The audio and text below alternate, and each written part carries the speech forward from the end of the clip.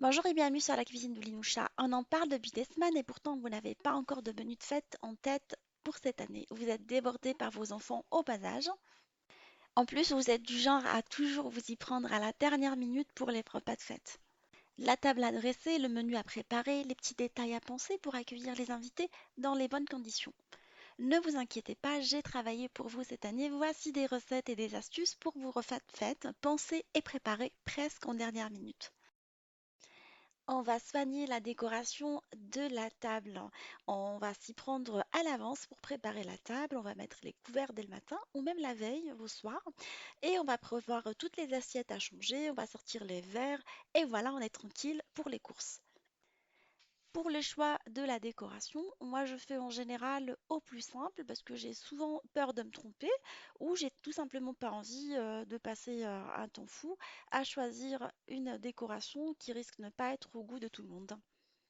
Alors j'ai tendance à préférer les décos fraîches et modernes avec des meubles design et beaucoup de blanc et du gris. Vous l'avez compris, à chaque fois c'est les mêmes coloris que j'utilise.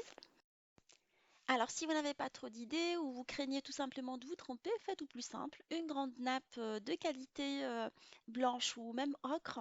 Je trouve que ça se marie très très bien avec des assiettes blanches qui feront beaucoup d'effets avec quelques détails en argent. On improvise pour le centre de table avec une grande coupelle, toujours dans les mêmes tons argent, avec des bougies qui rappellent la décoration. Pour donner toujours de la touche festive, pensez aux bougeoirs qui resteront dans la même coloris utilisée et qui reflèteront à l'infini les surfaces métallisées et qui donneront le ton d'une ambiance feutrée et chaleureuse. On peut coordonner la décoration des sets de table avec l'ambiance en général et réutiliser des boîtes à bijoux pour les serviettes.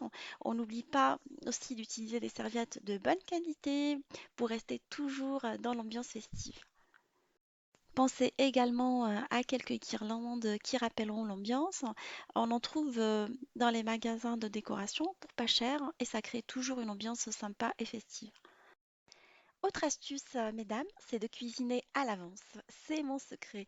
On cuisine mieux dans le calme une fois que les enfants sont couchés. Et aussi, si on rate, on a le droit de recommencer. On n'est pas stressé. Mais en général, on rate pas. Et on révise nos classiques qui font l'unanimité de tout le monde. On sait que nos amis, ils ont une préférence pour l'agneau. Ben, on va partir sur un gigot d'agneau rôti avec des pommes de terre.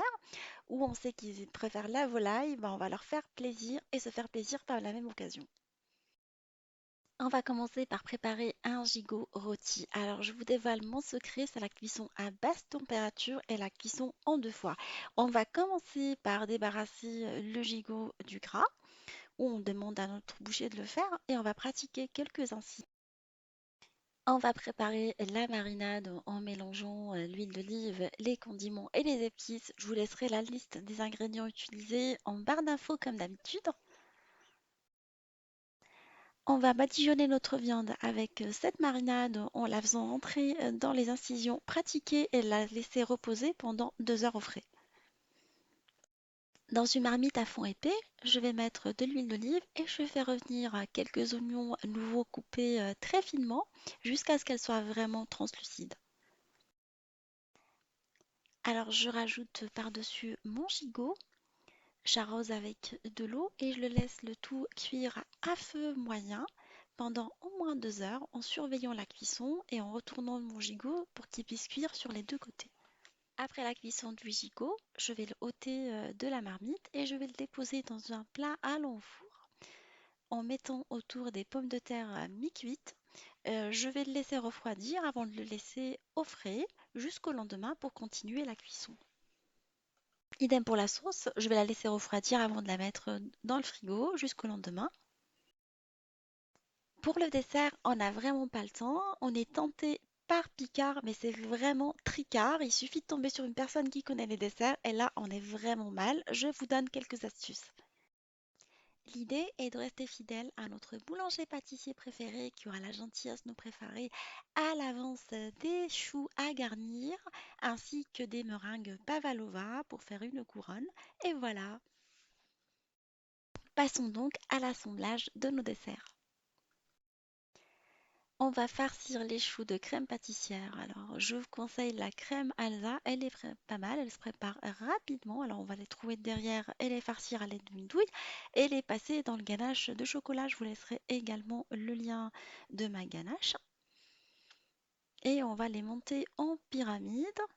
Alors, une fois qu'on a fait la première couche, on va verser du caramel beurre salé. Soit vous suivez ma recette, soit vous prenez du caramel tout fait si vous n'avez pas le temps. Vous allez voir, la pyramide, elle est assez facile à faire. À chaque fois, on retire une ligne et voilà, le tour est joué. Une fois qu'on a finalisé la pyramide, on va les parsemer avec de la poudre dorée ou argentée comestible, comme vous avez envie, et on va la réserver au frigo jusqu'au moment du service. Et là, nous allons passer à la préparation du deuxième dessert.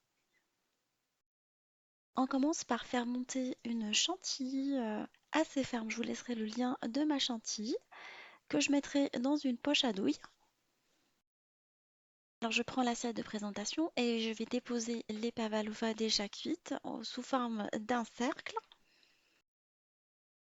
Je vais les décorer avec de la crème chantilly ainsi que des fruits rouges. Les fruits rouges restent vraiment au choix de chacun. Vous pouvez prendre des fruits rouges à des prix abordables en optant pour du surgelé. Alors je vais badigeonner le dos de chaque pavlova avec de la crème chantilly pour pouvoir les coller par-dessus les autres. Je recommence la même opération avec la chantilly et les fruits rouges.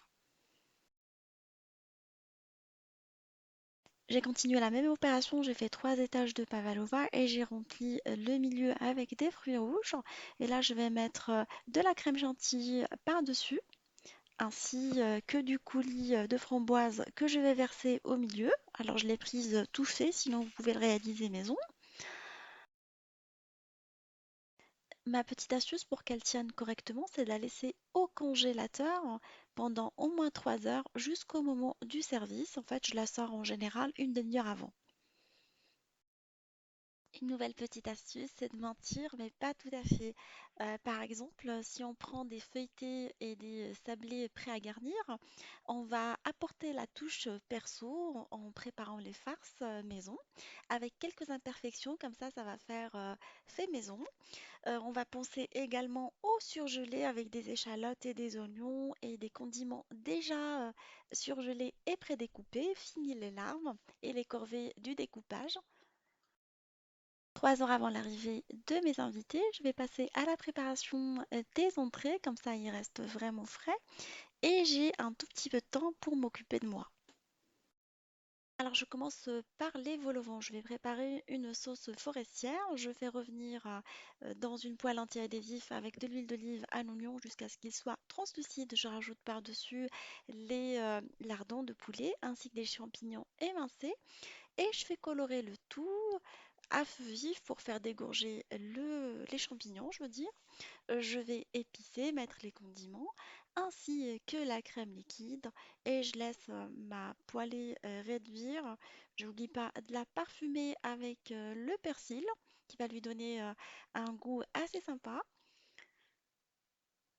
Et là, je rajoute du maïzena, en fait, du fécule de maïs pour lui donner de l'épaisseur pour qu'elle soit vraiment bien onctueuse. 5 minutes après, ma poêlée est prête. Et là, nous allons garnir les petites feuilletées.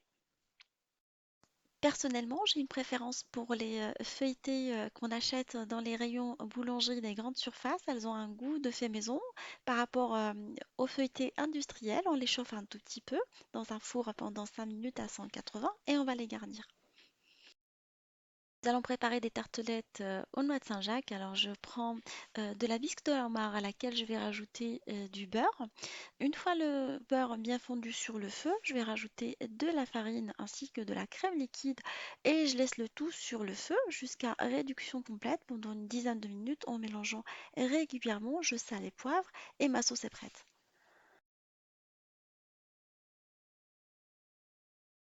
Et entre-temps, j'ai préparé une marinade pour les noix de Saint-Jacques dans de l'huile d'olive, du jus de citron, du sel, du poivre et la moitié du zeste de citron. Excusez-moi, j'ai pas pu filmer cette séquence.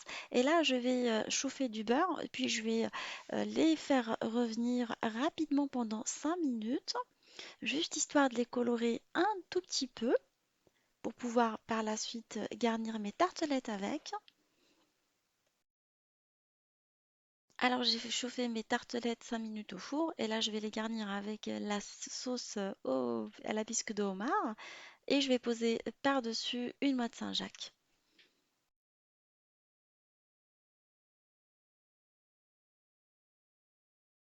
Nous allons préparer un deuxième modèle de tartelettes aux crevettes et au curry. Alors je fais revenir dans de l'huile d'olive, de l'échalote et de l'ail jusqu'à ce que le mélange soit translucide.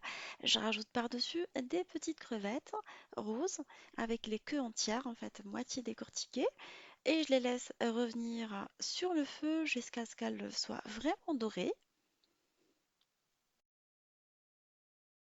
Je vais épicer avec du piment ainsi que du curry et je vais rajouter du persil. Vous pouvez mettre de la ciboulette si vous préférez, salé et poivré, et mettre de la crème entière et laisser mes crevettes réduire sur un feu moyen en remuant de temps en temps. Alors, j'ai pas filmé la séquence, mais j'ai mis du maïzena qui va donner de l'onctuosité à ma crème. Voilà, ma sauce est prête. N'oubliez pas de remuer fréquemment. Je vais garnir mes petites tartelettes chauffées pendant 5 minutes à 180 avec la petite sauce au curry. Je vais poser par-dessus une crevette. J'ai essayé de la laisser debout, mais ça marche pas. Je vais la poser couchée. Nous allons préparer une petite verrine sympathique et facile. On va commencer par de la mousse de tarama et non pas le tarama. Le tarama étant très fort, la mousse elle est allégée avec la crème. On a eu déjà l'occasion de la faire, mais on la trouve en cette période de fête dans les rayons frais. Je vais mettre par-dessus quelques lardons de saumon. Je les ai prises toutes faites aussi, on en trouve sous vide. Et je vais venir y déposer par-dessus pour apporter de la couleur du guacamole. Je l'ai acheté aussi tout fait. Sinon, je vous laisserai le lien si vous êtes courageuse et que vous avez envie de le réaliser. Et là, je l'ai mise dans une poche à douille. Et je vais finir par une petite crevette cocktail achetée aussi toute faite et le tour est joué.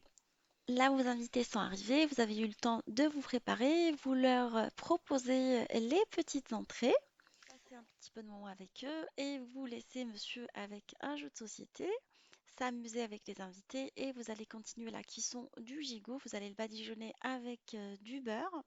Moi, j'aime bien le beurre demi-sel. Et les pommes de terre, on va les parsemer avec du sel, du poivre, de la persillade provençale. Mettez ce que vous avez envie et ce que vous aimez comme saveur. Et vous allez le faire cuire dans un four préchauffé à 200 degrés pendant 1 heure et demie, le temps de savourer les entrées, de discuter un tout petit peu.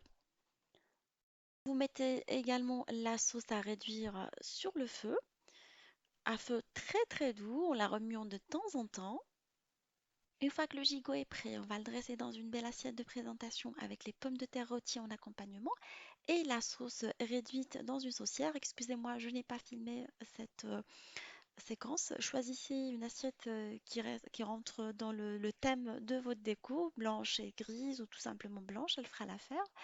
Et valorisez monsieur pour que ça soit lui qui fasse la découpe à votre place. Une fois que le repas est fini, plutôt on va débarrasser les tables, laisser les petites assiettes de dessert et servir les choux farcis façon pyramide à la crème pâtissière, ainsi que la couronne de pavlova aux fruits rouges que j'ai décorée avec de la menthe fraîche à servir avec un thé ou avec la boisson de votre choix. J'espère que cette suggestion de menu vous fera plaisir. Je vous fais des gros bisous, je vous souhaite de bonnes fêtes et on se retrouve sur la cuisine de Linoucha avec des nouvelles recettes, un nouveau voyage culinaire et à bientôt!